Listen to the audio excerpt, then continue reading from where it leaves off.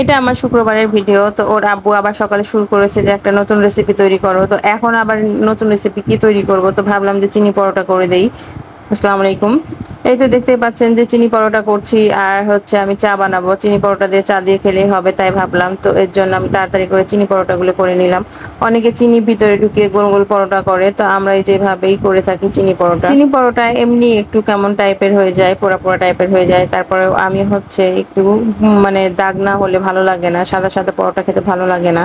তো এক আপু বলছিল আমাকে যে তোমরা কেন এরকম পোড়া পোড়া পরোটা খাও?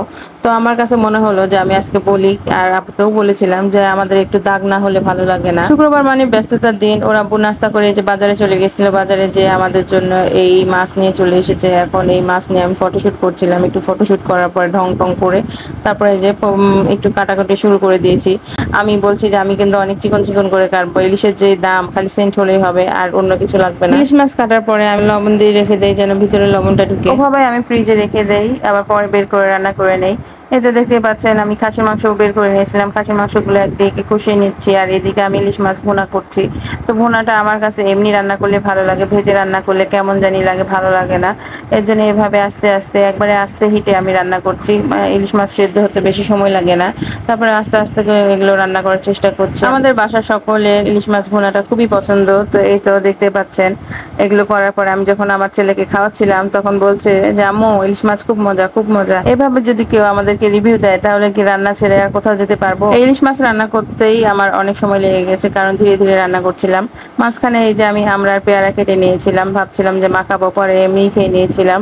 রান্না করতে করতে অনেক সময় লেগে গেছিল। তারপরে আবার ওর আব্বু বলছে যে রোস্ট খাবে, মূলত আলিফ বলছিল যে রোস্ট খাবে, তো ওর আব্বু বলছে একটু করে দাও। তারপরে এই যে আমি আবার রোস্ট ভাজা শুরু করে দিয়েছি। আমাদের বাড়িতে প্রতি বেলাতে ভালো মন্দ খাওয়া দাওয়া হয়ে থাকে। তারপরে শুক্রবার হলে আলাদা রকম একটা মজা। শুক্রবার হলে পোলাও করাই লাগবে এরকম আবদার থেকে যায়, কারণ আশেপাশেও অনেকে রান্না করে। তখন তখন বাতাসে বাতাসে ঘ্রাণ ভেসে ভেসে আমাদের বাসায় আসে। তখন ভাবি যে আমার ছেলেগুলো এরকম আজকের দিনে না খেয়ে থাকবে কিংবা ভালো মন্দ না খেয়ে থাকবে।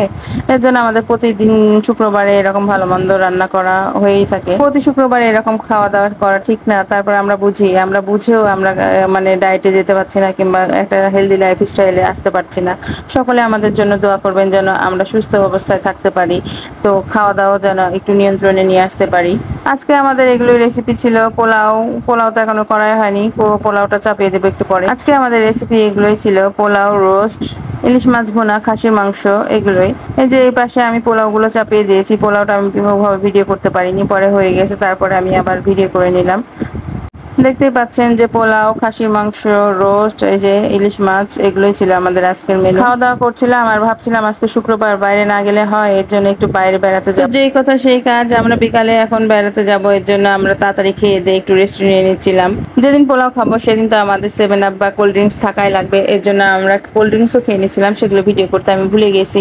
তো আজকে পর্যন্ত, খোদা হাফেজ।